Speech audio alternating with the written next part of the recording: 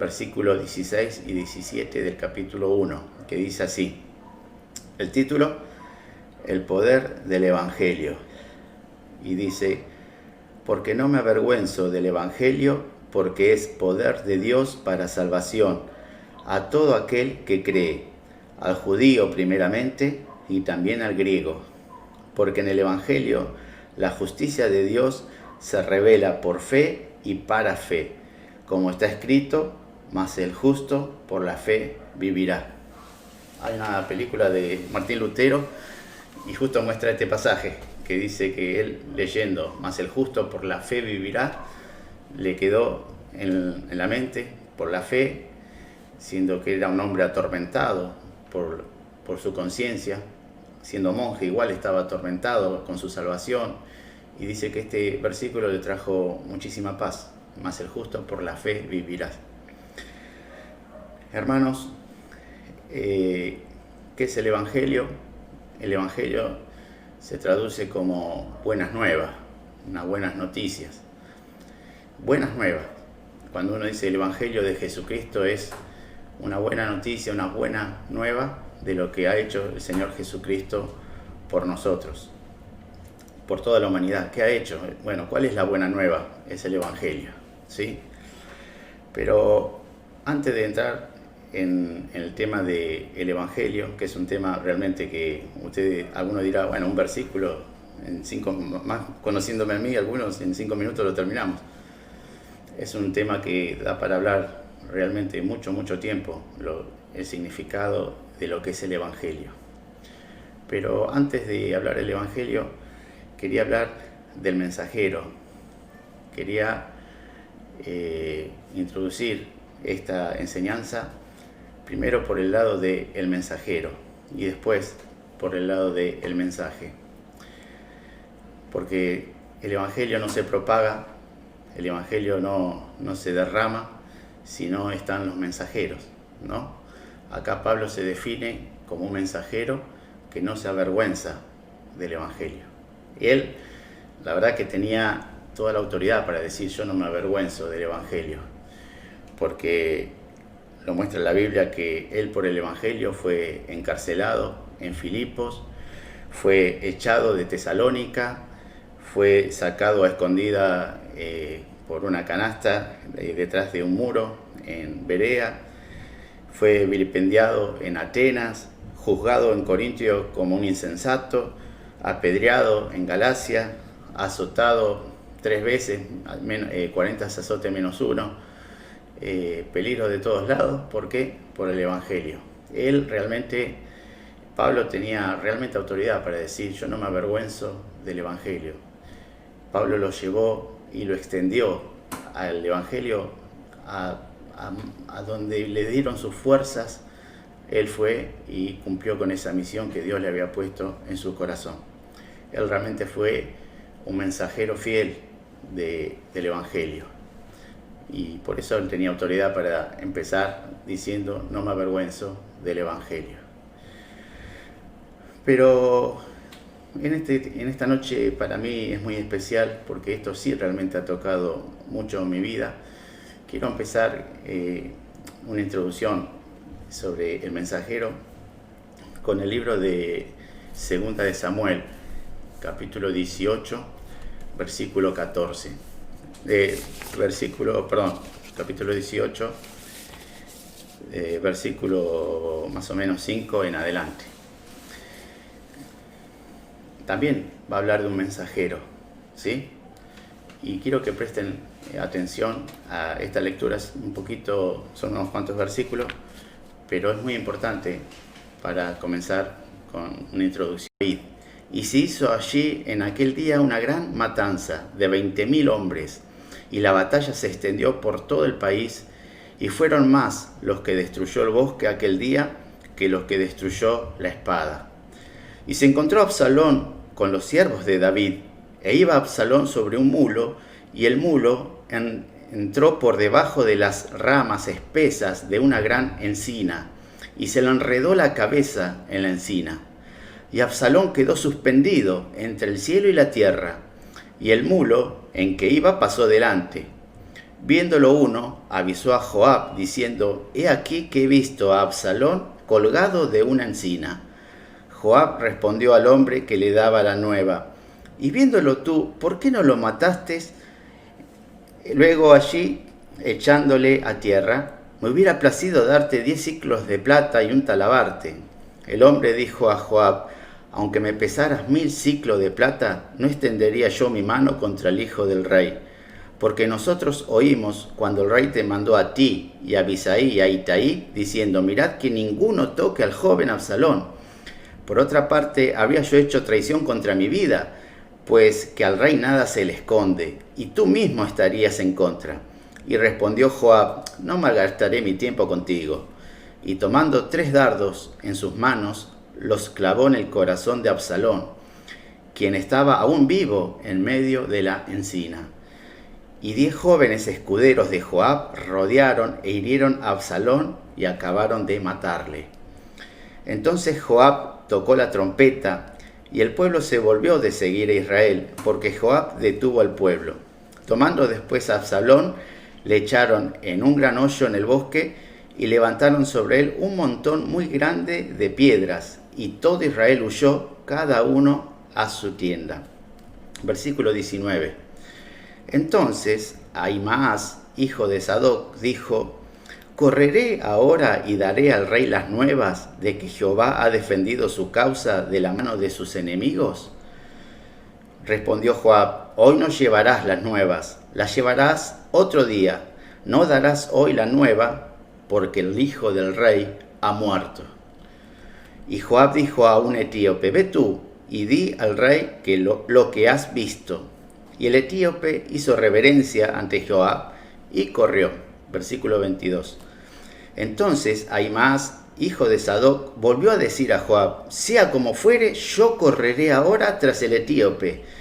Y Joab le dijo: hijo mío, ¿para qué has de correr tú, si no recibirás premios por las nuevas? Mas él respondió: sea como fuere, yo correré. Entonces le dijo: corre. Corrió pues Ahimaas por el camino de la llanura y pasó delante del etíope. Y David estaba sentado entre las 2 puertas, y el atalaya había ido al terrado sobre la puerta en el muro, y alzando sus ojos y vio a uno que corría.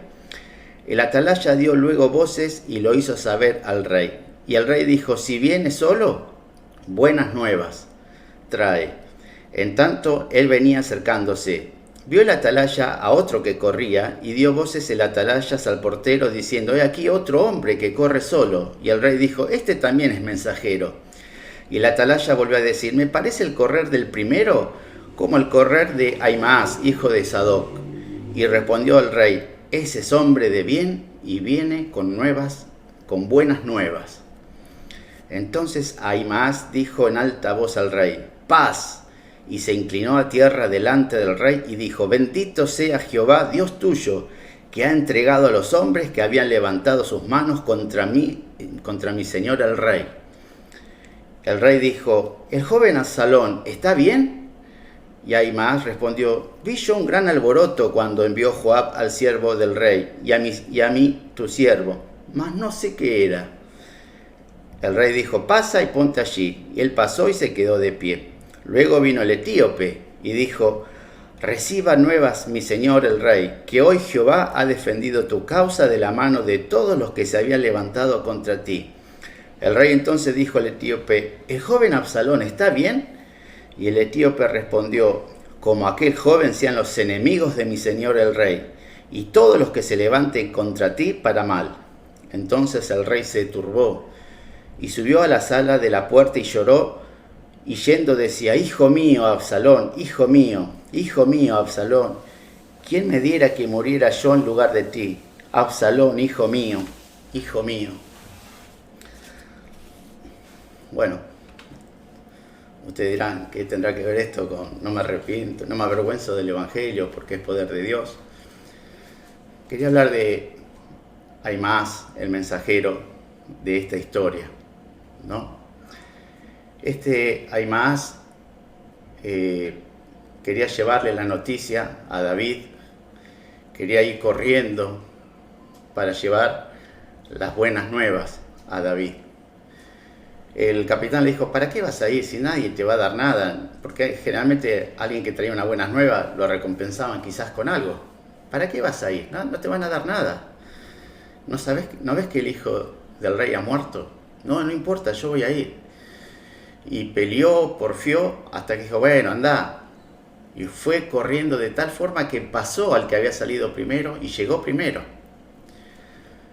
Pero este mensajero, hermanos, no cumplió con su cometido, con su propósito en la vida de mensajero. Porque cuando llegó, dio el mensaje de tal forma que no se animó a decirle al rey que habían matado a su hijo. Hermanos, acá el mensajero quiso agradar, quiso quedar bien, quiso no ofuscar al que oía el mensaje, quiso ponerlo alegre, quiso cambiar un poco el mensaje para que el otro no se sienta mal. Y mintió aparte, por sobre todas las cosas mintió. Porque en el versículo 20 dice, el capitán le dijo, porque el hijo del rey ha muerto, no te van a dar nada. Él sabía perfectamente que habían matado a Absalón, él lo sabía. Sin embargo, ¿qué le dijo él al rey? Miren el versículo 29. Vi yo un gran alboroto cuando envió Joab al siervo del rey y a mí tu siervo, mas no sé qué era. Quiso suavizar el mensaje, quiso quedar bien. No sé qué era, sí sabía lo que era. Él sabía perfectamente que habían matado a Absalón, el hijo del rey. Pero él quería quedar bien con el mensaje. Este mensajero se olvidó que él simplemente es un mensajero y el mensaje no se puede cambiar. El mensajero tenía que dar el mensaje tal cual era, no acomodarlo. ¿Por qué hago esta introducción? Porque muchas veces yo como persona que he predicado la palabra, porque he oído, porque me lo han enseñado, porque acepté esa enseñanza, muchas veces he querido quedar bien con el mensaje del Evangelio.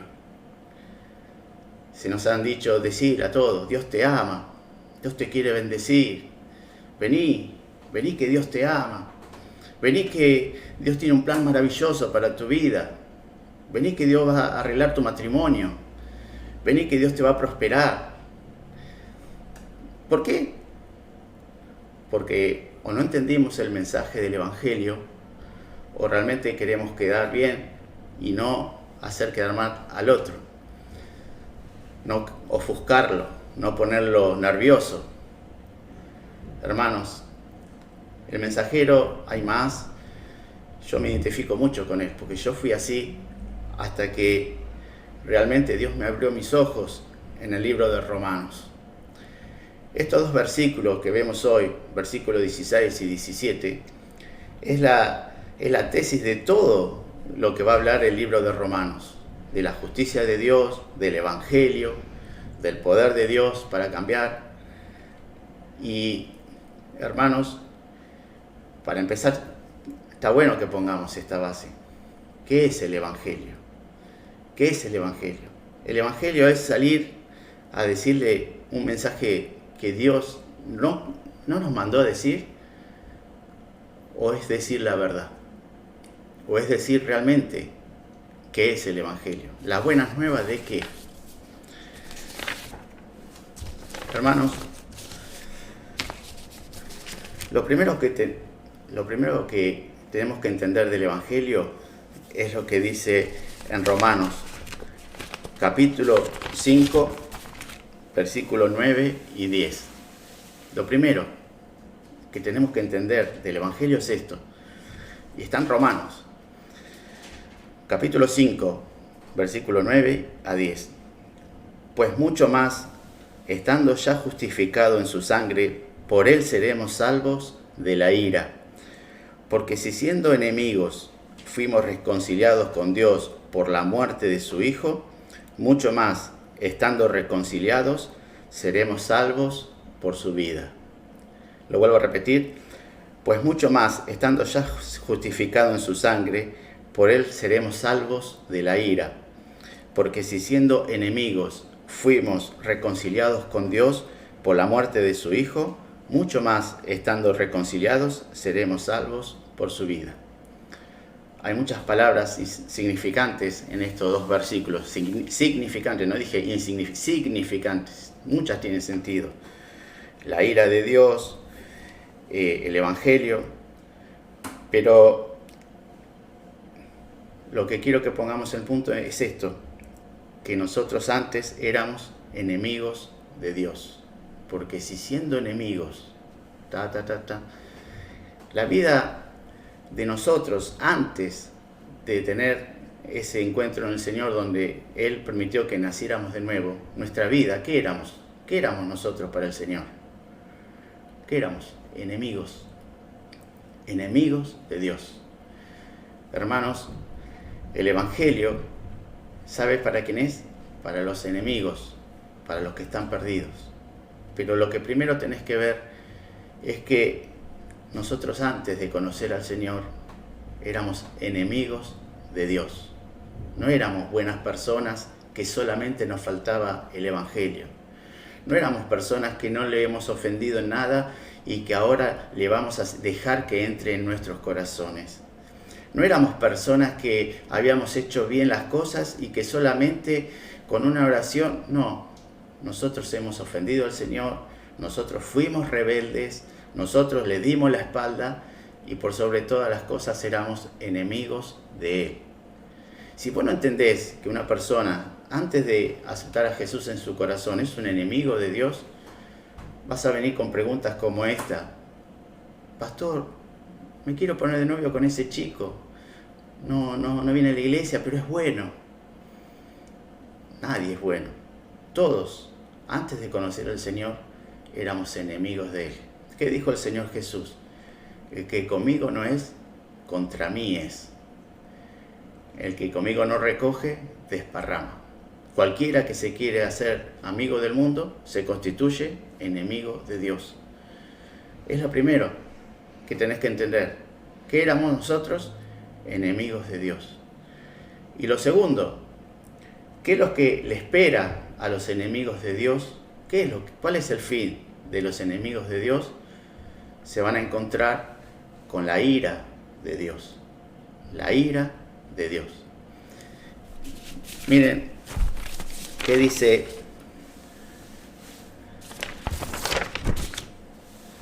Romanos también 5, 9, 10, que lo acabamos de leer? Dice, pues mucho más, estando ya justificado en su sangre, por él seremos salvos de la ira.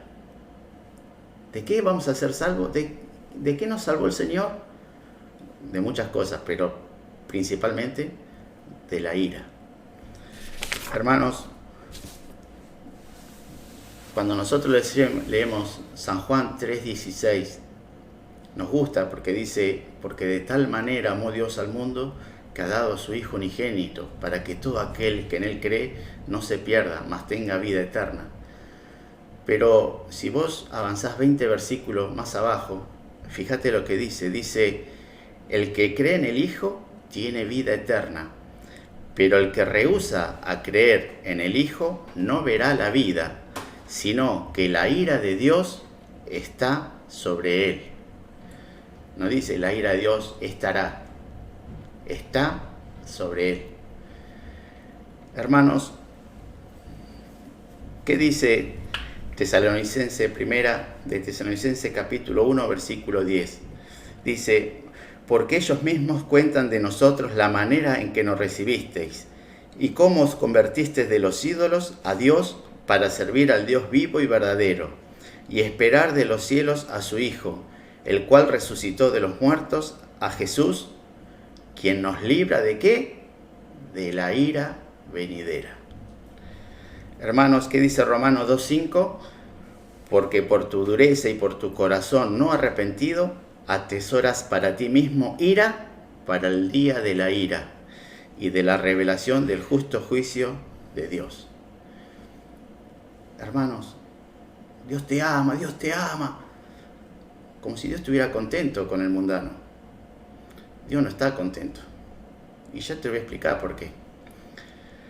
Fíjate lo que dice el Salmo capítulo 7, versículo 11. Dice, Dios es juez justo, y Dios está airado contra el impío todos los días. Si no se arrepiente, Él afilará su espada, armado ya, tiene ya su arco, y lo ha preparado. Asimismo ha preparado armas de muerte, y ha labrado saetas ardientes. Te vuelvo a repetir, Dios está airado contra el impío todos los días. Salmo 7, del 11 al 12. Todos los días está enojado, airado contra el impío.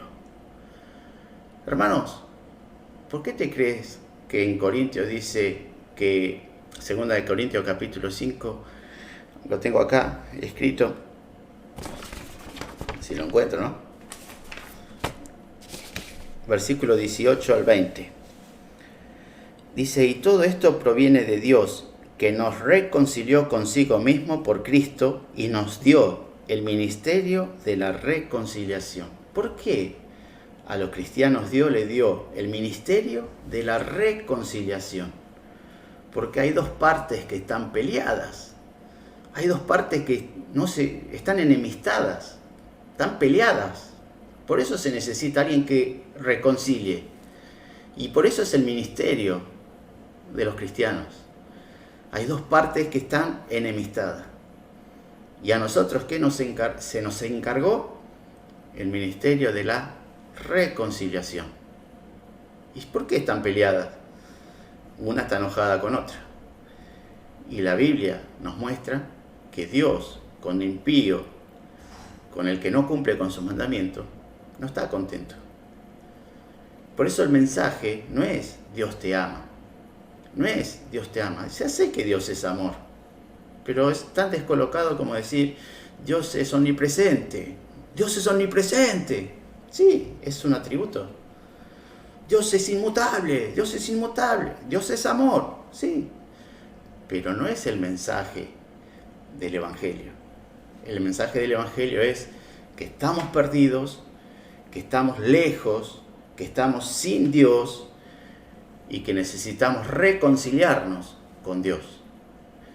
Hermanos, cuando entendí esto, gracias al libro de Romanos, cambió mi forma de predicar.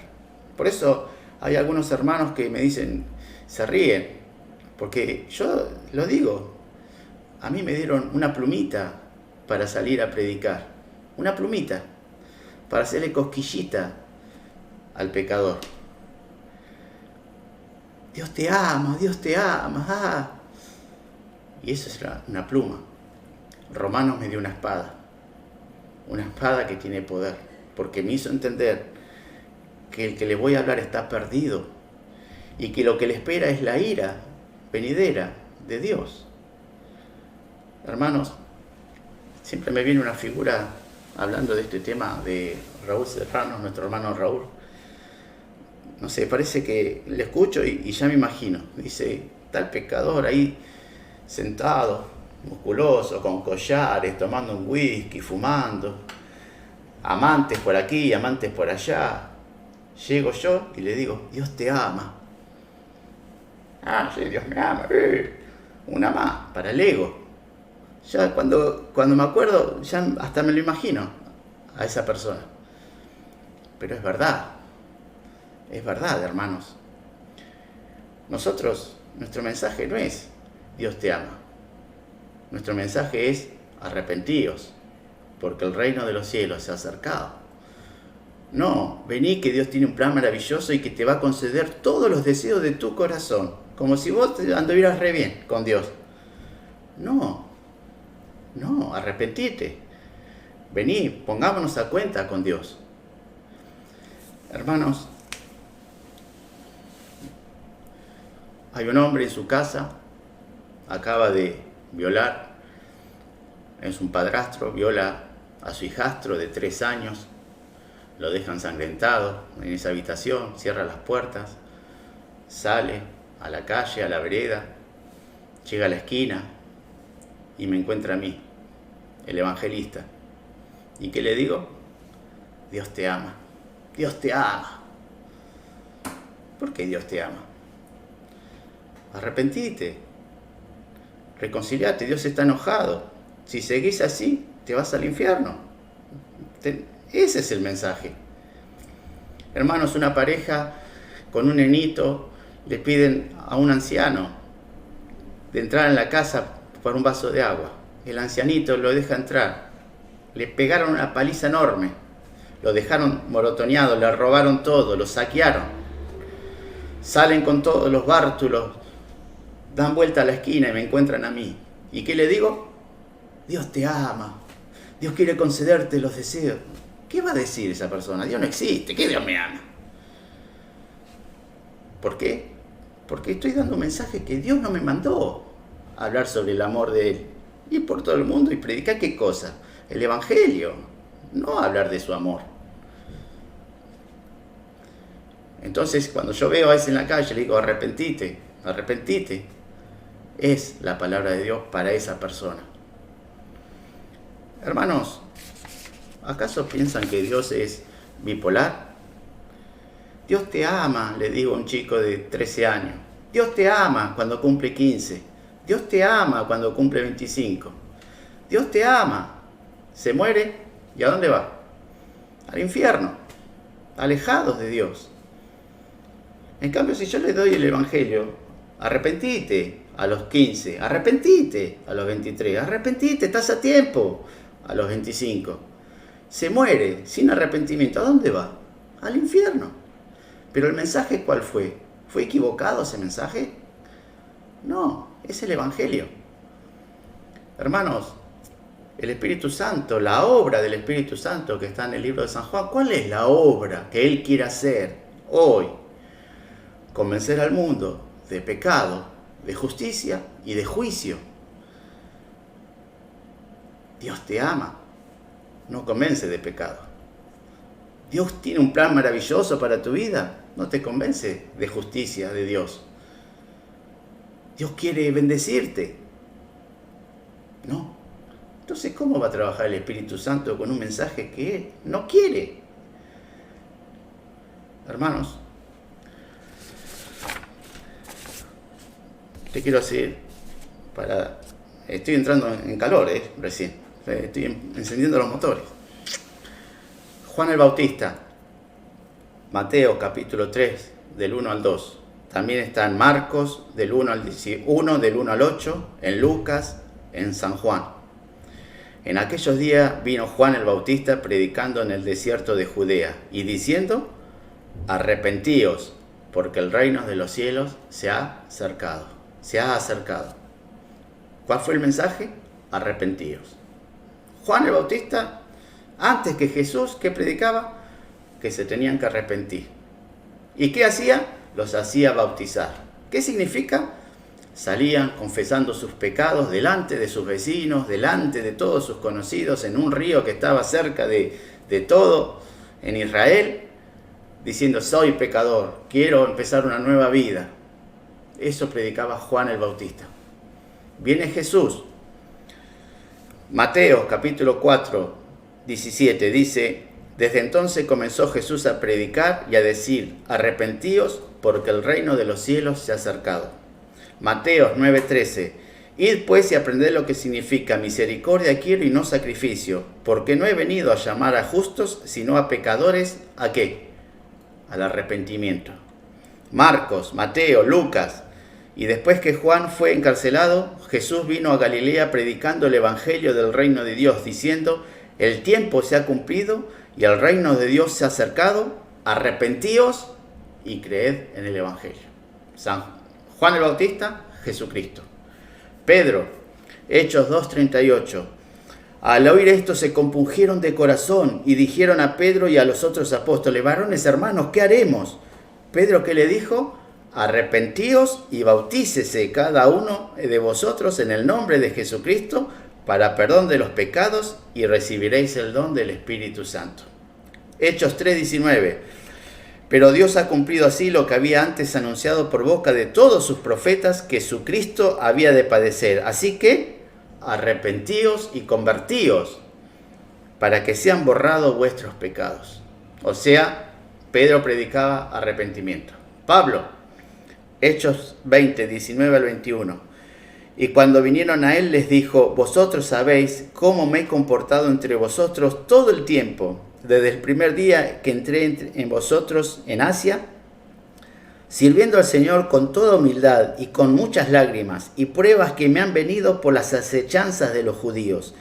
Y como nada que fuese útil, he rehuido de anunciaros y enseñaros públicamente y por las casas, testificando a judíos y a gentiles acerca del arrepentimiento para con Dios y de la fe en nuestro Señor Jesucristo.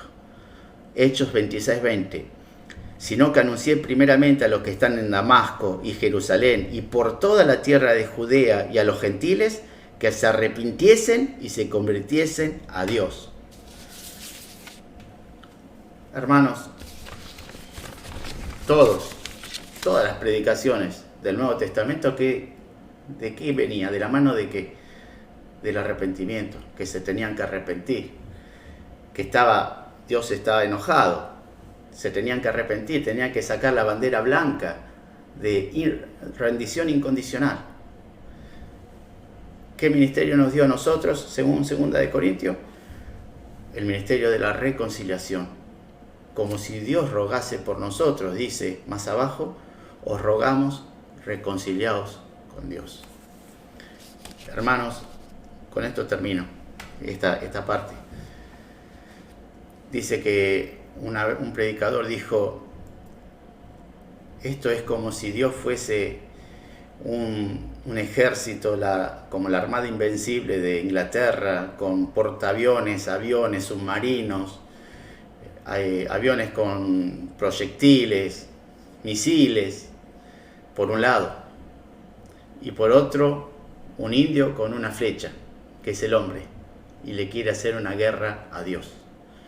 Y vos estás en el medio, el evangelista está en el medio, ve a un indio con una flecha y a la armada invencible potente que viene acercándose para la guerra. Y vos estás agarrándote la cabeza viendo eso, ¿y qué decís al indio?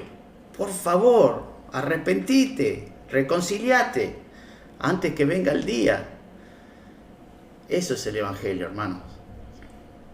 Dos partes enemistadas y nosotros dándole la buena noticia que hay una oportunidad para ese pecador de arrepentirse y de reconciliarse con el autor de su vida, con el autor de su eterna salvación, con Jesucristo. Eso es el mensaje del Evangelio. Y si vos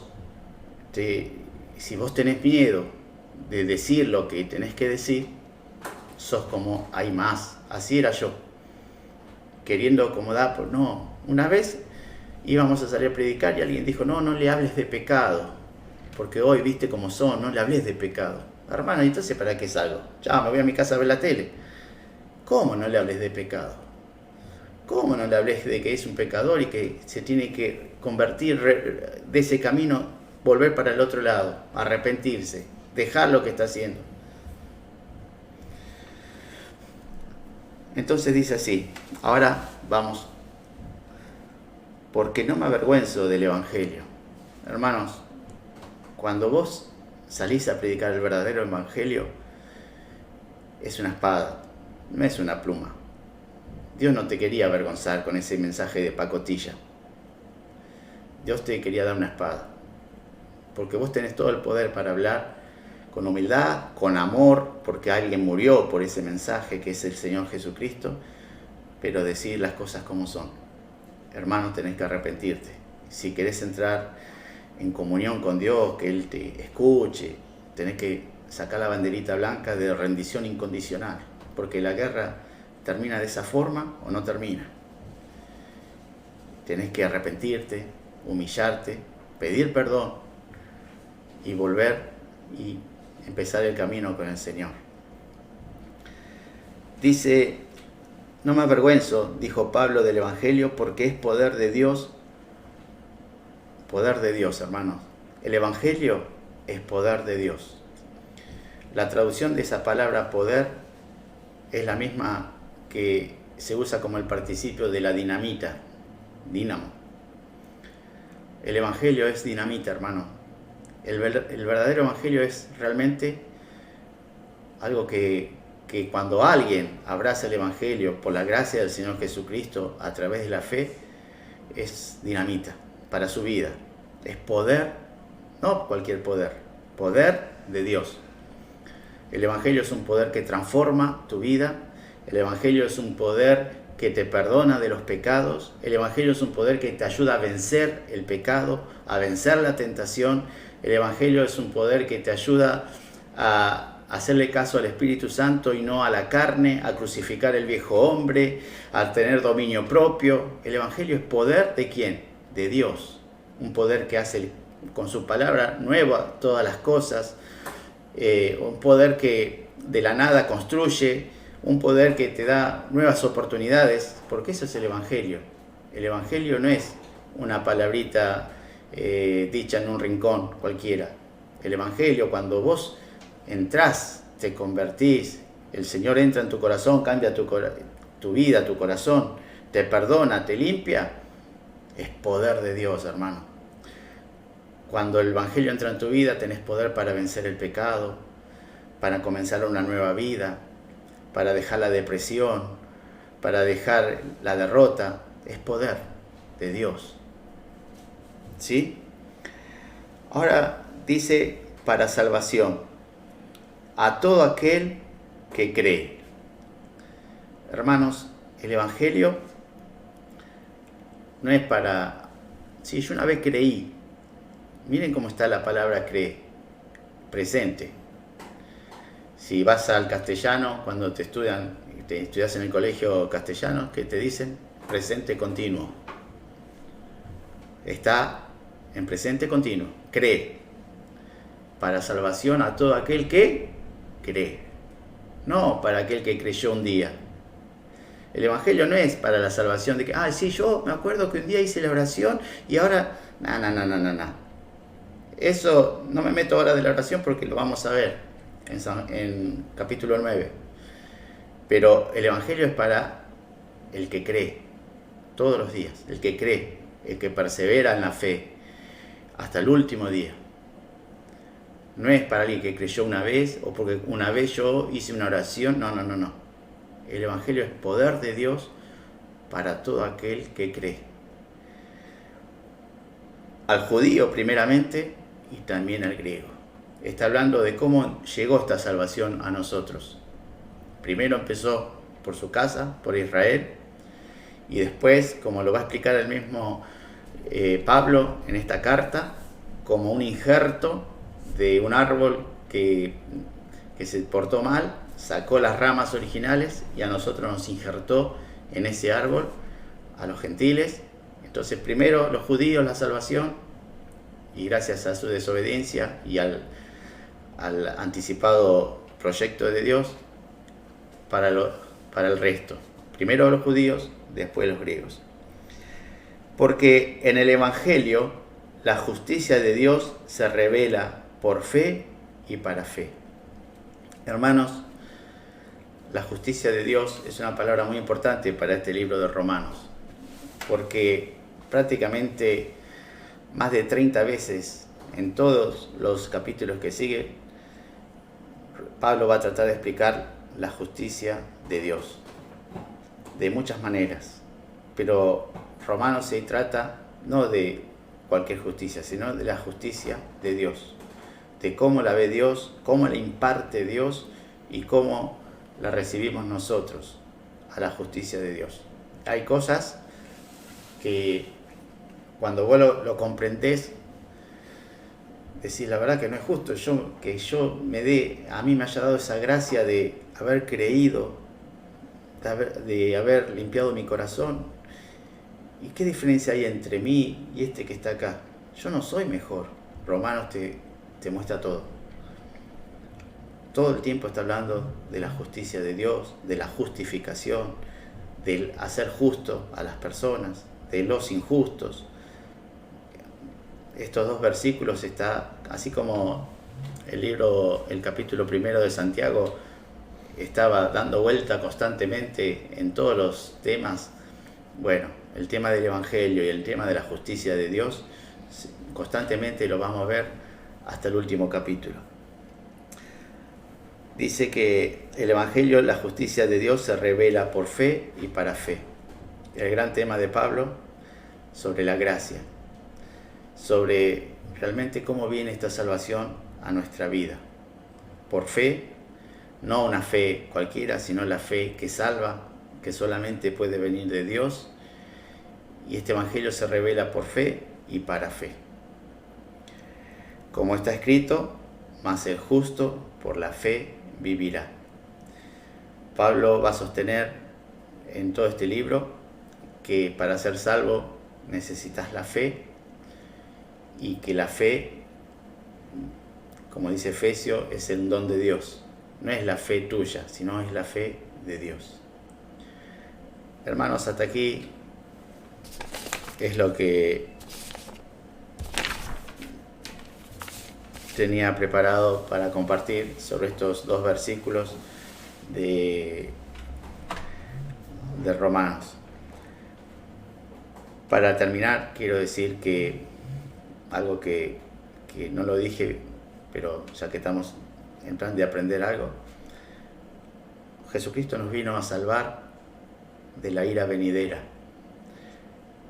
por sobre todas las cosas, pero también nos ha salvado de otras. Hay por lo menos 4 o 5 aspectos más que Jesucristo nos salvó. Primer punto, nos salvó de nuestro estado de perdición.